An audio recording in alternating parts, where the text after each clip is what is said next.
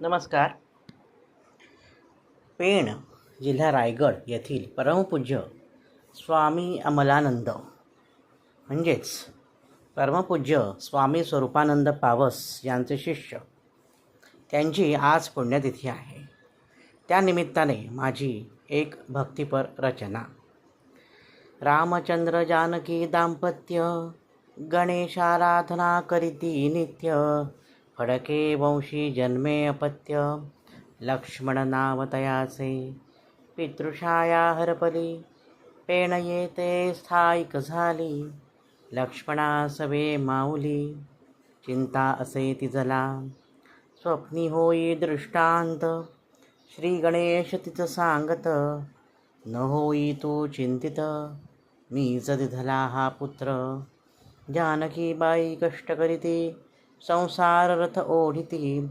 लक्ष्मणाशी शिकविती, matric परीक्षा उत्तीर्ण. लक्ष्मणाची बुद्धी प्रखर, संस्कृत पांडित्य अपार. शाळेत पहिला नंबर, असे लक्ष्मण बाळाचा. कष्टम खात्यात नोकरी, पदे भूषविली सरकारी. शांता भार्येसी वरी, सुशीला नाव ठेविले. संसार बेल मुलांनी फुले, प्रपंच उत्तम चाले.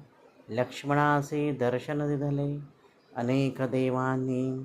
स्वामी समर्थांचे महालक्ष्मी रूप, पंढरीच्या विठूचे गजानन रूप. ज्ञानेश्वरांचे भावरूप, दर्शन होई लक्ष्मणांसी. गुरुचरित्र पारायण, दासबोधाचे वाचन. शिवलीलामृताचे पठण, करीती लक्ष्मणराव. बहु सत्पुरुषांची दर्शने, नाम द्यावे हे मागणे. वाट पहावी ऐसे सांगणे, घडे सिद्धांचे लक्ष्मणरावांची. विठ्ठल जोशी येती, लक्ष्मणराव मुंबईत असती. तयांची भेट घेती, पावस वरून आले. अनुग्रहाचा कागद देती, स्वामी स्वरूपानंद पाठविती. कागद मस्तकी लाविती, लक्ष्मणराव श्रद्धेने. येई आत्मानंदभूती, अंतरी भाव उर्मी उठती. सर्वांगी रोमांच येती, लागे भाव समाधे लक्ष्मणांसी. ईश्वर साधना वाढत जाई, मच्छिंद्रांचे दर्शन होई. अमलानंद नाम प्राप्त होई, यथावकाश होई सद्गुरु भेट. स्वामी स्वरूपानंद तयांसी, देती सोहम दीक्षेसी. देती अनुग्रह अधिकारासी, स्वामी अमलानंद यांना. गुरुकृपेने होई चित्तशुद्धी, तेव्हाच प्राप्त होई आत्मसिद्धी. गळून जाते द्वैतबुद्धी, सांगती स्वामी अमलानंद. देहासी येई क्षीणता, घशाचा विकार बळावता. येई उन्मनी अवस्था, स्वामी अमलानंदांसी.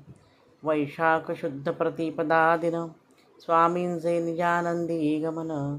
सर्व भक्त करीती नमन, स्वामी अमलानंदांसी. पेण येथे समाधिस्थान, सदेह मिळे दर्शन. कार्य चाले सूक्ष्मातून, स्वामी अमलानंद यांचे. मेळ प्रपंच परमार्थाचा, घालून वसा सोहम साधनेचा.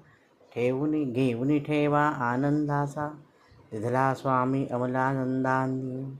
आज असे तयांची पुण्यतिथी, जागवो तयांची स्मृती. देतो संक्षिप्त माहिती, श्री सद्गुरु कृपेने वैभव. लेखन डॉक्टर श्री वैभव दातार, कल्याण.